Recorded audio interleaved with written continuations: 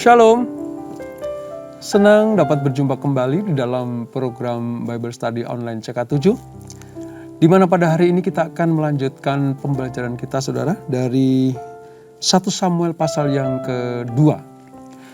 Kalau kita masih ingat, kemarin kita belajar tentang kelahiran Samuel. Dari sebuah penderitaan mamanya, ibunya, yaitu Hana, lalu lahir Samuel yang nanti akan menjadi nabi besar bagi orang Israel. Nah, atas anugerah Allah, kelahiran Samuel bagi Hana itu mendatangkan sukacita yang luar biasa. 2 hal dilakukan oleh Hana, yaitu dengan cara membayar nasar, mempersembahkan Samuel kepada Tuhan sebagai bentuk penggenapan janji nasarnya kepada Allah. Yang kedua, Hana memuji-muji Tuhan karena perbuatan Tuhan yang luar biasa itu. Nah, di pasal yang kedua ini, perikop berikutnya tentang kejahatan anak-anak Eli, dan nanti terjadi sebuah nubuatan tentang Eli dan kaum keluarganya. Seperti apa kisahnya? Sebelum kita baca dan kita renungkan baik-baik, mari kita datang kepada Tuhan, minta anugerah dan rahmat Tuhan supaya kita diberikan pencerahan, hikmat, akal, budi, dan roh kita untuk mengerti kehendak Allah. Kita sembah Dia, saudara. Haleluya, Yesus. Syukur kepadamu, Tuhan. Syukur kepadamu, Bapa. Setiap anugerah buat kasih setiamu yang luar biasa. Kasih setiamu, Kau ajaib Tuhan, Kau ajaib Bapa. Iralah rapa syandala kata kaya rapa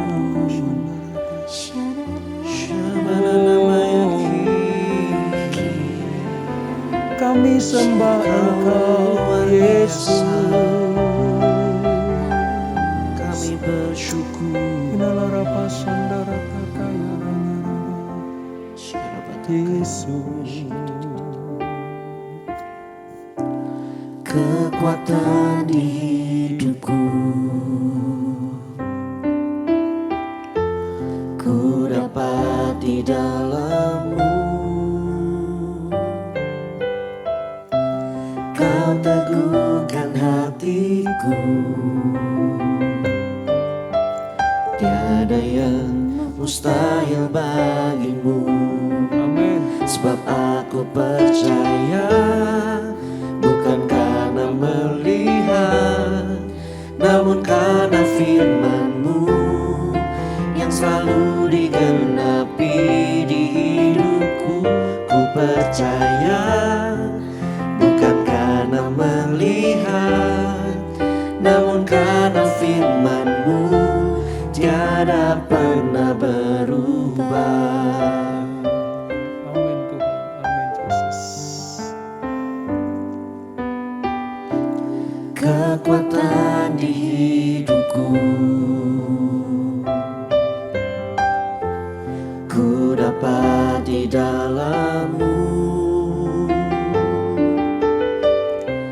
Kau teguhkan hatiku, tiada yang mustahil bagimu. Sebab aku percaya, bukan karena melihat, namun karena firman-Mu yang selalu digenapi di hidupku. Ku percaya, bukan karena melihat, namun karena firman-Mu tiada pernah berubah. Haleluya Yesus. Sebab aku percaya, bukan karena melihat, namun karena firman-Mu yang selalu digenapi di hidupku. Ku percaya, bukan karena melihat, namun karena firman-Mu tiada pernah berubah. Namun karena firman-Mu tiada pernah berubah. Namun karena firman-Mu tiada pernah berubah.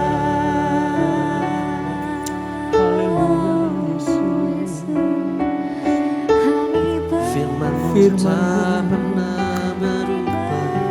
Firman-Mu Kuasa-Mu selalu nyata. Kami percaya kepada-Mu, Yesus Tuhan, Yesus Tuhan. Bagimu tiada yang tiada yang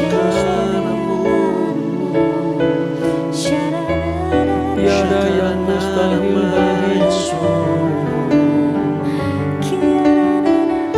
Firman-Mu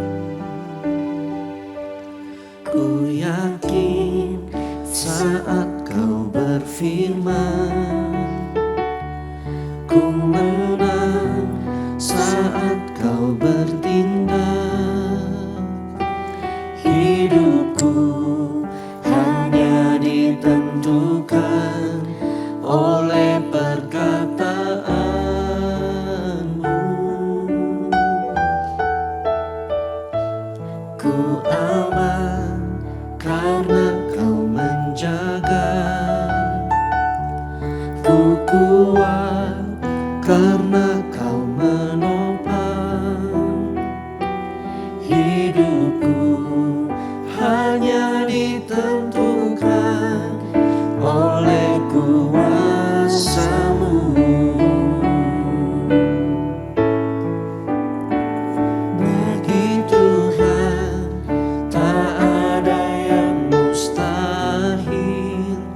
Bagi Tuhan tak ada yang tak mungkin. Mujizatnya disediakan bagiku.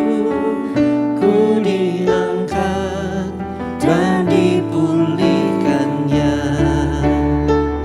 Bagi Tuhan tak ada yang mustahil.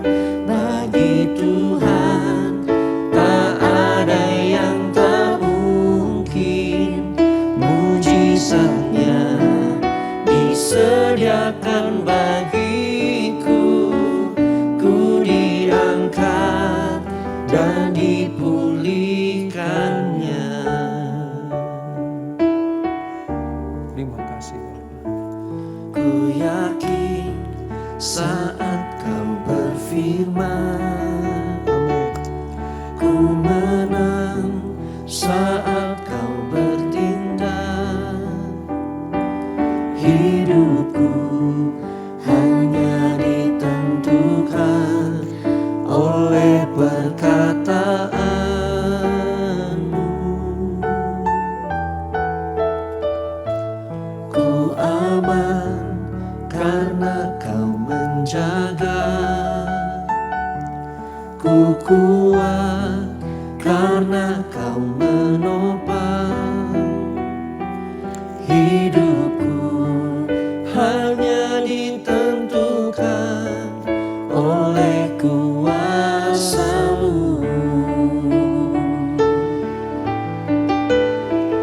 Bagi Tuhan tak ada yang mustahil. Bagi Tuhan tak ada yang tak mungkin. Mujizatnya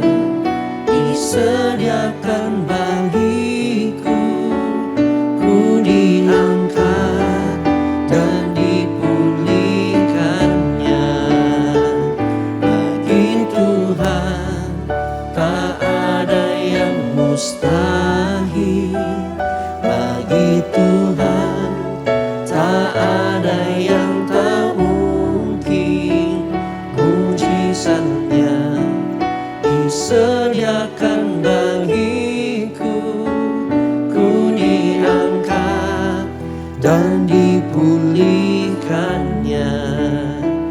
Ku diangkat dan dipulihkannya. Ku diangkat dan dipulihkannya. Amin, amin, amin, amin. Bagi Tuhan memang tidak ada yang mustahil. Manusia ada di dalam kemustahilan. Tapi bagi Tuhan, sungguh tidak ada yang mustahil. Sama seperti kemustahilan Hana untuk mendapatkan anak, yaitu Samuel.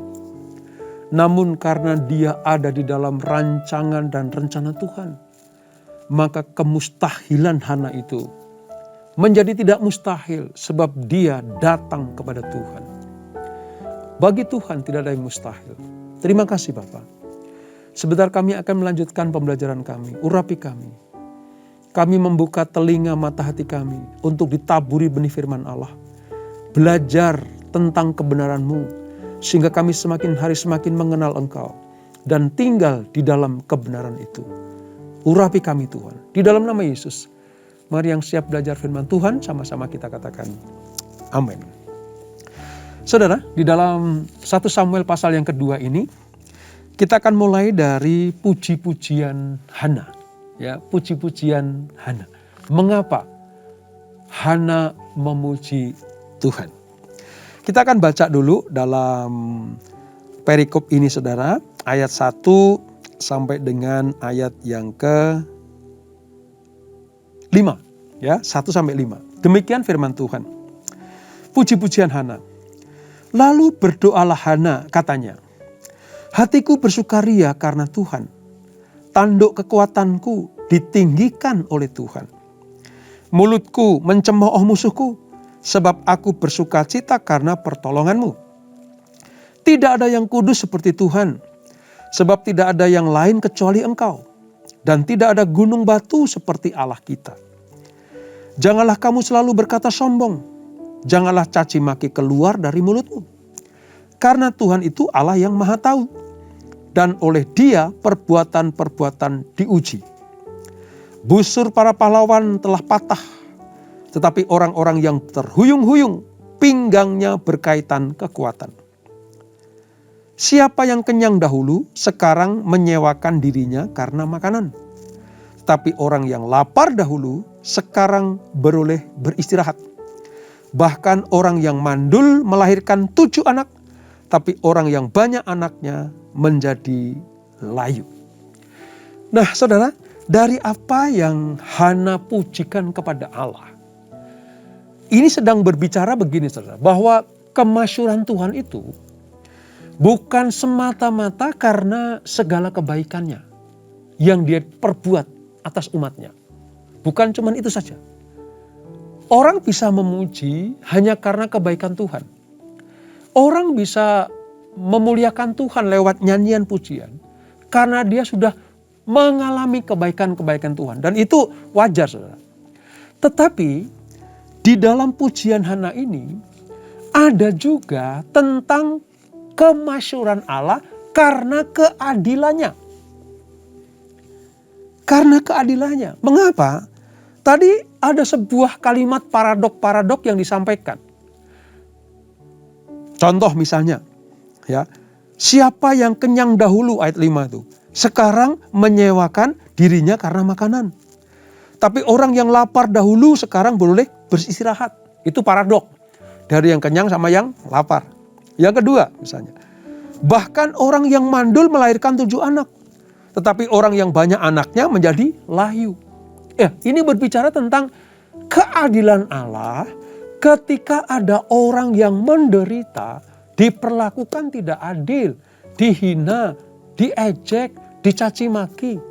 Seperti Penina ketika dia menghina, mengejek Hana karena tidak punya anak.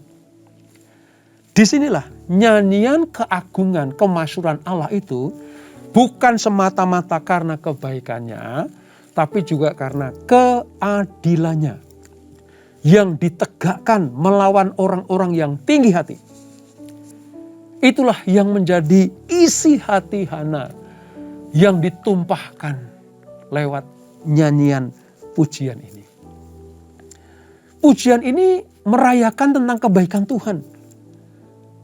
Karena Tuhan meninggikan mereka yang direndahkan. Mereka yang lemah. Mereka yang terpinggirkan di mata dunia. Ya. Ketika ada orang yang diperlakukan tidak adil, Allah berpihak kepada orang yang diperlakukan tidak adil ini. Dan ketika Allah menyatakan kemuliaannya, maka disitulah orang yang tadinya diperlakukan tidak adil itu mendapatkan keadilan dari Tuhan dan menyanyikan pujian tentang kebesaran Allah. Dari sini kita bisa melihat juga bagaimana pujian ini menyingkapkan sifat dan cara Allah berkarya di dalam umatnya yang melalui hamba-hambanya itu. Disebutkan di situ Allah adalah kudus. Ya, ayat 2 dan 3 itu. Dapat menjadi tempat bersandar. Ya, Dia yang maha tahu. Dia yang adil. Allah yang bertindak dalam kemahakuasaannya atas para pemimpin. Tadi di ayat 4 dikatakan seperti itu. Ya. Allah yang memperhatikan orang yang mandul. Ya. Atas hidup dan mati seseorang. Nah, ini diungkapkan oleh Hana karena dia merasakan betapa baiknya Tuhan. Saya mau katakan buat kita semuanya. Orang yang bisa menyanyikan pujian kepada Allah seperti Hana ini. Bahkan kemarin di kitab Hakim-Hakim kita belajar tentang Deborah, nyanyian Deborah. Orang yang bisa menyanyikan pujian-pujian seperti itu pasti sudah pernah mengalami kebaikan Tuhan dan keadilan Tuhan. Hanya orang yang merasakan kebaikan Tuhanlah yang bisa memuji Tuhan dengan segenap hatinya. Hanya orang yang pernah diperlakukan tidak adil oleh manusia, namun mendapatkan pertolongan keadilan dari Tuhan yang bisa menyanyikan pujian-pujian seperti Hana ini. Nah, buat kita semuanya mari, kita kan sudah menikmati kebaikan Tuhan. Kita sudah dibela Tuhan, kita sudah diselamatkan Tuhan. Diberikan kesehatan yang prima, berkat yang melimpah. Seharusnya kita juga bisa memuji-muji Tuhan. Seperti pujian Hana, seperti nyanyian Deborah, dan seperti Mazmur Daud yang dinaikkan dengan segenap hatinya.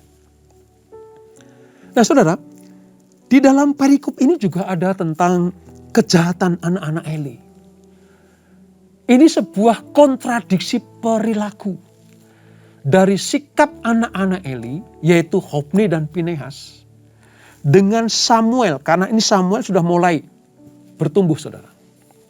Samuel si pelayan Tuhan ini, yang walaupun masih muda, tetapi dia dijadikan sebuah perbandingan dengan Hofni dan Pinehas yang sudah menjadi pelayan Tuhan. Dia adalah anak-anak Imam Eli itu. Hofni dan Pinehas adalah imam-imam Tuhan yang tidak menghormati Tuhan. Mari kita lihat. Selain pujian dari Hana ini, kita belajar bagaimana Allah sedang menampilkan kontradiksi ini, saudara. Kita baca ayat 11 sampai dengan ayat yang ke-17. Demikian firman Tuhan. Lalu pulanglah Elkana ke Rama, tetapi anak itu menjadi pelayan Tuhan di bawah pengawasan Imam Eli. Jadi Samuel diserahkan kepada Imam Eli untuk dididik di rumah imam itu. Sementara Elkana dan Hana, mamanya Samuel, kembali ke Rama rumahnya. Adapun anak-anak lelaki Eli adalah orang yang dursila. Dursila itu jahat. Mereka tidak mengindahkan Tuhan ataupun batas hak para imam terhadap bangsa itu. Setiap kali seseorang mempersembahkan korban sembelihan, sementara daging itu dimasak, datanglah bujang imam membawa garpu bergigi 3 di tangannya.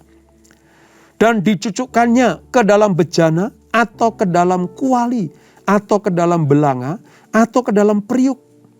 Segala yang ditarik dengan garpu itu ke atas, diambil imam itu untuk dirinya sendiri. Demikianlah mereka memperlakukan semua orang Israel yang datang ke sana, ke Silo. 15. Bahkan sebelum lemaknya dibakar, bujang imam itu datang lalu berkata kepada orang yang mempersembahkan korban itu, "Berikanlah daging kepada imam untuk dipanggang, sebab ia tidak mau menerima daripadamu daging yang dimasak, hanya yang mentah saja." Apabila orang itu menjawab, "Bukankah lemak itu harus dibakar dahulu, kemudian barulah ambil bagimu sesuka hatimu?" Maka berkatalah ia kepada orang itu, "Sekarang juga harus kau berikan, kalau tidak aku akan mengambilnya dengan kekerasan."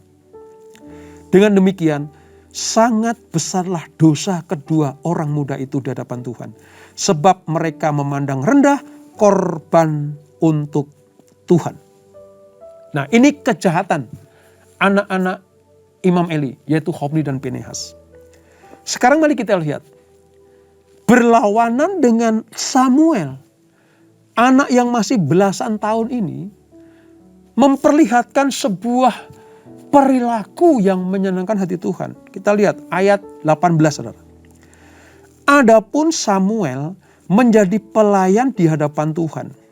Ia masih anak-anak yang tubuhnya berlilitkan baju efod dari kain lenan. Nah, ini dulu. Baju efod dari kain lenan. Memang Samuel dipersiapkan. Dengan apa yang kita baca lewat baju efod ini, Samuel dipersiapkan menjadi imam. Karena hanya imamlah yang memakai baju efod. Tetapi dia juga dipersiapkan sebagai nabi bagi bangsa Israel.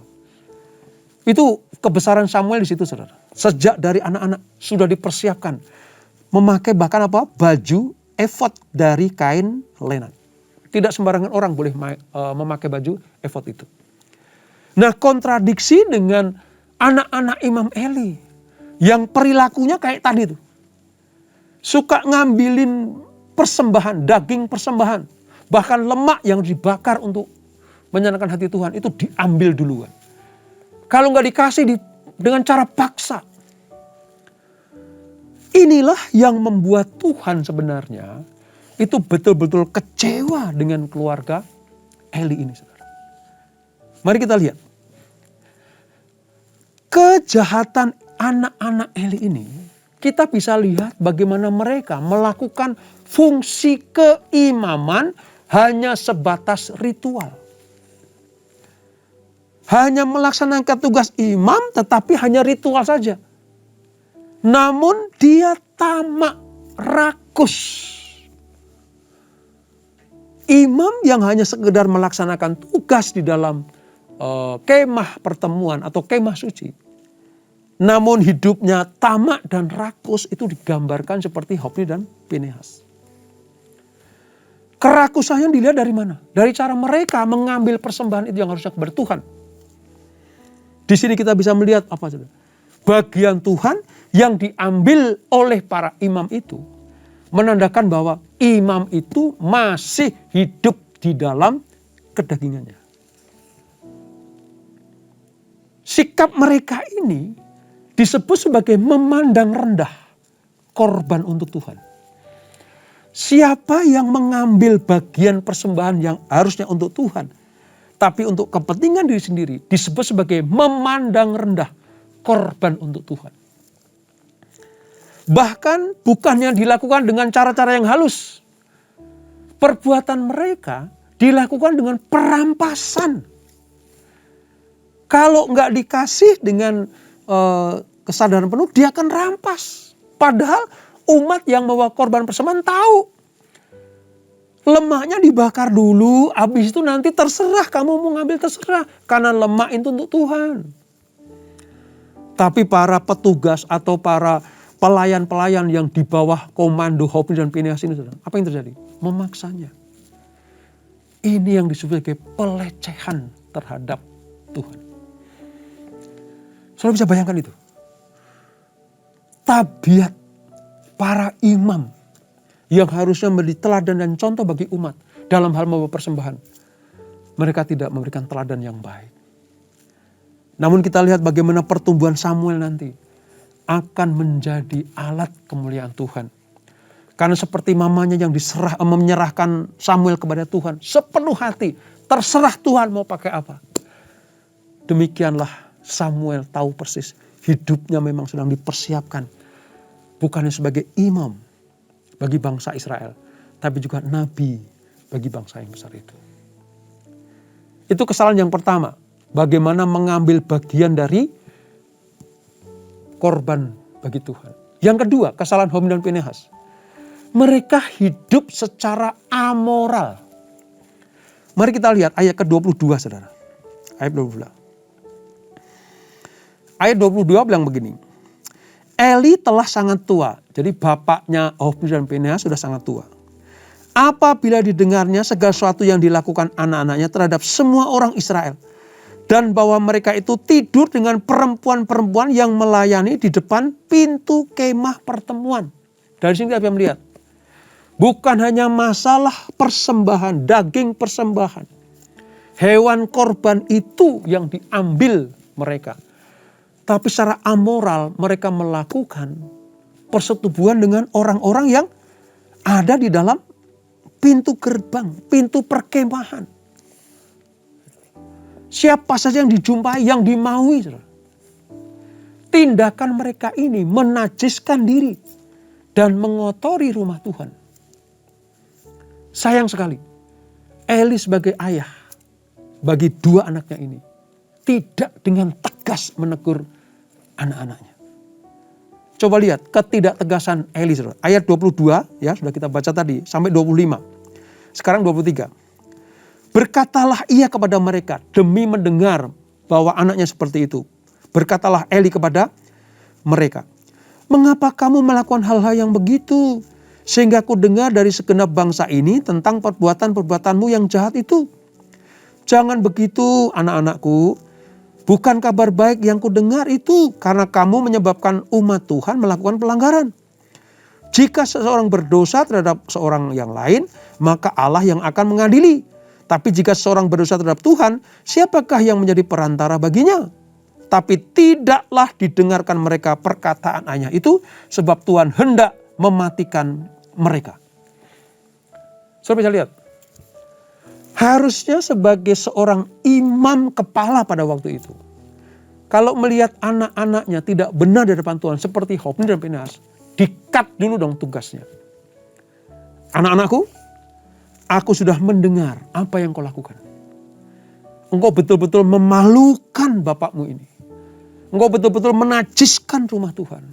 Engkau betul-betul menghina Tuhan, melecehkan Tuhan. Oleh sebab itu, mulai saat ini, aku akan cabut tugasmu sebagai imam. Eli harusnya melakukan hal seperti itu. Tapi hanya sekedar, jangan gitu dong. Kira-kira seperti itu. Ayolah, jadi imam yang benar. Hanya begitu, saudara. Padahal pada waktu itu Tuhan sedang menantikan ketegasan Eli. Namun apa yang terjadi? Eli membiarkan anak-anaknya melakukan seperti itu. Hanya menegur secara apa? Ya asal teguran saja. Tapi lihat kontradiksinya. Samuel yang hidup dan dibesarkan di rumah Tuhan. Melihat pemandangan yang kontradiktif ini, saudara. Anak-anak ini melihat, kanak-kanak ini melihat, waduh kok seperti ini ya. Kok kekudusan rumah Tuhan dikotori dengan tingkah laku para imamnya seperti ini. Samuel melihat seperti itu. So bisa bayangkan. Dia dididik oleh imam dan keluarganya yang seperti ini. Samuel kalau memang tidak dipenuhi roh Allah, wah dia bisa ikut-ikutan. Oh kayak begitu toh imam itu. Gitu. Oh seperti itu toh cara melayani Tuhan. Oh boleh-boleh saja toh ngambil bagian Tuhan. Oh bebas melakukan perbuatan-perbuatan asusila. Wong aku lihat Hofni Pinehas seperti itu. Jadi Samuel diperlihatkan sesuatu yang di luar pemikirannya. Samuel melihat dengan mata kepala sendiri bagaimana perbuatan dursila anak-anak Eli itu. Dari sini kita bisa melihat, saudara. Ada dua macam pelayanan yang dipaparkan dalam kitab ini, saudara. Yang pertama, orang yang sungguh-sungguh melayani Tuhan. itu digambarkan oleh Ibu Hana. Ya, Hana bersama dengan Samuel. Yang walaupun pada keadaan atau kondisi yang tidak memungkinkan. Ingat ya, Hana pada kondisi yang dihina oleh Penina. Mandul dan tidak punya anak itu. Tapi dia tetap fokus kepada Tuhan. Samuel, walaupun diperlihatkan praktek-praktek kenabian seperti itu, keimaman seperti itu, dia tetap fokus kepada Tuhan. Hana dan Samuel melambangkan orang yang tidak terpengaruh dengan suara dan keadaan di luar sana. Dia tetap fokus kepada Tuhan. Hana tetap berdoa kepada Tuhan. Dan Samuel bertumbuh dalam takut akan Tuhan. Itu pemandangan yang pertama yang dipaparkan lewat pasal ini. Yang kedua, orang yang berkedok melayani Tuhan tetapi melayani dirinya sendiri. Hadir dalam diri Hofni dan Pinehas. Dari awal narasinya sudah ditampilkan seperti ini. Bahwa sejak zaman mereka pun sudah didapatkan bagaimana seorang imam melayani diri sendiri. Mereka lupa tugas utamanya adalah melayani Tuhan. Kita bisa melihat dua perbandingan yang sangat mencolok ini. Pantesan Tuhan membiarkan, dalam tanda petik ya, Tuhan memang pengen menghukum keluarga ini. Karena dari perikop berikutnya, nanti ada nubuatan tentang Eli dan kaum keluarganya. Sebab Allah sudah melihat kejahatan sudah matang. Amoralitas anak-anak Eli sudah matang. Sudah siap untuk dihukum. Sudah siap mendapatkan ganjaran hukuman Allah. Makanya nanti Allah akan mengutus abdinya untuk menyampaikan hal ini kepada Samuel. Nanti kan kita lihat. Hukuman pasti akan dijatuhkan pada orang-orang yang hidupnya menentang Allah. Ya. Sebab apa, saudara? Siapa yang menghormati Allah akan dihormati. Tapi siapa yang menghina Tuhan akan dipandang rendah. Lihat ayat 30b. Ayat 30b. Saya akan bacakan bagi kita semuanya. Ayat 30 sajalah. Ya, kita baca. Sebab itu demikianlah firman Tuhan Allah Israel. Sesungguhnya aku telah berjanji. Keluargamu dan kaummu akan hidup di hadapanku selamanya. Tetapi sekarang demikianlah firman Tuhan. Jauhlah hal itu daripadaku. Sebab siapa yang menghormati aku akan kuhormati. Tapi siapa yang menghina aku akan dipandang rendah. Itulah inti dari nubuatan seorang abdi Allah yang diutus Tuhan. Untuk menyampaikannya kepada Eli dan keluarganya. Tadinya Eli dan keluarganya itu diplot oleh Tuhan. Dipersiapkan Tuhan, dipilih Tuhan. Menjadi keluarga imam selama-lamanya. Tapi di tengah perjalanan, perbuatan yang dursila itu, yang amoral itu dilakukan oleh keluarga ini. Maka Allah mencabut hak keimaman Eli dan anak-anaknya. Nah, saudara, kalau tadi kita sudah melihat Hana seperti apa, kita melihat Samuel seperti apa, kita melihat Hofni dan Pinehas seperti apa. Sekarang mari kita lihat Eli sebagai imam itu seperti apa. Dari catatan saya menemukan dua hal. Yang pertama, Eli tidak menghormati Allah. Karena apa? Dia membiarkan anak-anaknya tidak menghormati Allah. Tadi ayat 22-25. Hanya sekedar teguran biasa. Tidak mau mengambil tindakan keras kepada anaknya yang berlaku dursila seperti itu. Memang Eli menegur mereka, tapi tidak mengambil tindakan yang konkret untuk membereskan dosa. Tidak mengambil keputusan yang tepat dan kuat untuk mengakhiri, memberhentikan perbuatan dosa itu. Itu kesalahan yang pertama. Yang kedua, ini yang lebih cilaka lagi, saudara. Eli ikut menikmati hasil korupsi dan manipulasi anak-anaknya itu. Ikut menikmati. Bapaknya tahu itu salah loh anak-anaknya. Bapaknya ngerti itu korupsi dan manipulasi korban kepada Allah. Tapi bukan hanya membiarkan, tapi malah ikut menikmati. Coba lihat di ayat 29 ya, ayat 29. Ayat 29 bilang gini, ini abdi Allah bilang, mengapa engkau memandang dengan loba kepada korban sembelihanku dan korban sajianku yang telah kuperintahkan, dan mengapa engkau menghormati anak-anakmu lebih daripadaku, sambil kamu menggemukkan dirimu dengan bagian yang terbaik dari setiap korban sajian umatku Israel. Saudara, diceritakan memang Imam Eli itu badannya gemuk, saudara. Badannya gemuk. Nanti di akhir kisahnya akan kita lihat itu. Gemuknya badan Eli itu karena apa? Ikut menikmati korupsi dan manipulasi anak-anaknya. Korban dari umat Israel yang harusnya untuk Tuhan. Diambil duluan, dikorupsi.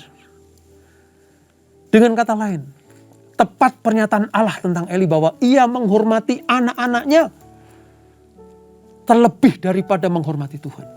Hati-hati. Ya, seorang imam, seorang kepala ya, yang harusnya lebih menghormati Tuhan tapi lebih menghormati anak-anaknya, kehidupannya akan tragis seperti Eli ini. Ini pelajaran yang mahal buat kita semuanya. Kalau saudara dan saya sudah ditetapkan Tuhan, dipilih Tuhan menjadi pelayan Tuhan, ya mengasihi anak-anak, mengasihi keluarga, memperhatikan keluarga itu penting. Ya. Tapi lebih daripada itu, Tuhan harus diutamakan. Dalam berbagai hal, Tuhan harus diutamakan dalam kehidupan kita. Apalagi posisi atau kedudukan sebagai imam atau kepala dalam keagamaan. Dan memang saudara, dahsyatnya hukuman Allah sungguh mengerikan. Sungguh mengerikan. Apa itu? Kedudukan Eli sebagai imam ditarik Tuhan. Ayat 30 tadi. Karena penyalahgunaan urapan Allah. Allah telah memilih keturunan Lewi ini secara lebih spesifik. Mereka keturunan Harun. Ya, untuk menjadi imam-imam rumah Tuhan. Tapi karena diselewengkan jabatannya maka ditarik kembali. Lalu jabatan yang mulia ini diberikan sebagai anugerah dan kehormatan. Dipindahkan nanti dari keluarga Eli kepada orang yang berhak menerimanya. Dan mari kita lihat bagaimana Allah membuat keputusan karena dia memang berkuasa. Harusnya Eli dan anaknya belajar dari peristiwa ini. Dan kita juga harus belajar dari kisah ini. Kalau sudah dipilih Tuhan, ditetapkan Tuhan, mari fokus sama pelayanan. Fokus sama apa yang harus kita lakukan untuk Tuhan. Jangan ngambil bagian Tuhan. Jangan korupsi bagian Tuhan atau memanipulasi bagian Tuhan. Hal yang dapat kita petik nih, jangan menyelewengkan tugas dan kewajiban kita. Jangan membelokkan alur jalannya pelayanan kita. Korban untuk Tuhan ya berikan kepada Tuhan. Bagian imam pasti ada. Wong umat Tuhan tadi, umat Israel bilang kan, lemaknya buat Tuhan dulu, nanti dagingnya kamu ambil terserahlah gitu. Tapi apa? Kata pegawai-pegawai Hofni Pinus, enggak. Kalau kamu enggak nyerahkan, kami akan ambil dengan paksa.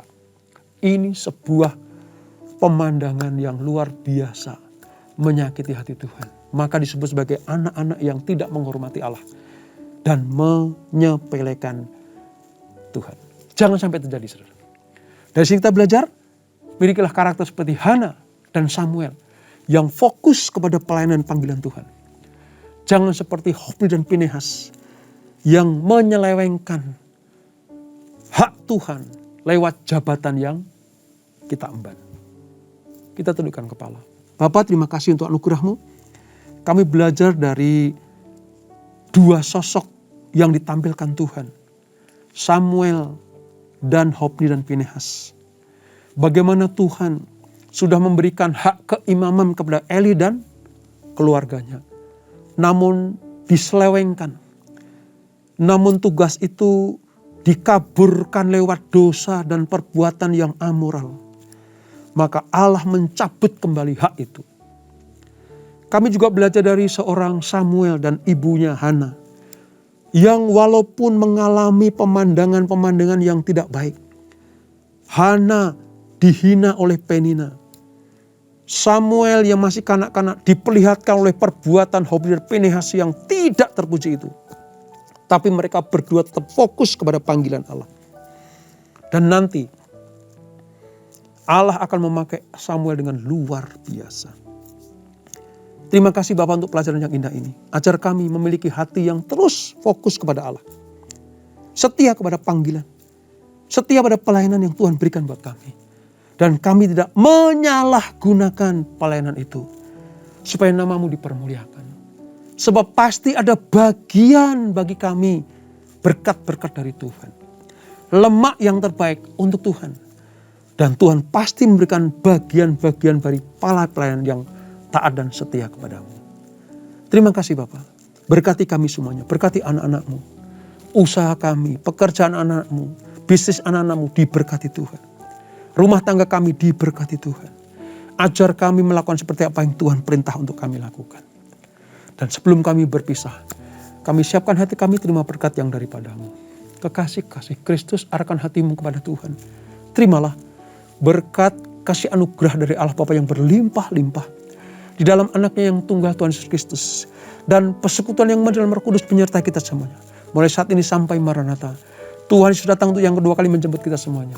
Bertemu di awan-awan yang permai. Menikmati kemuliaan kekal sampai selama-lamanya. Yang diberkati. Sama-sama kita katakan, amin, amin, amin. Tuhan Yesus memberkati.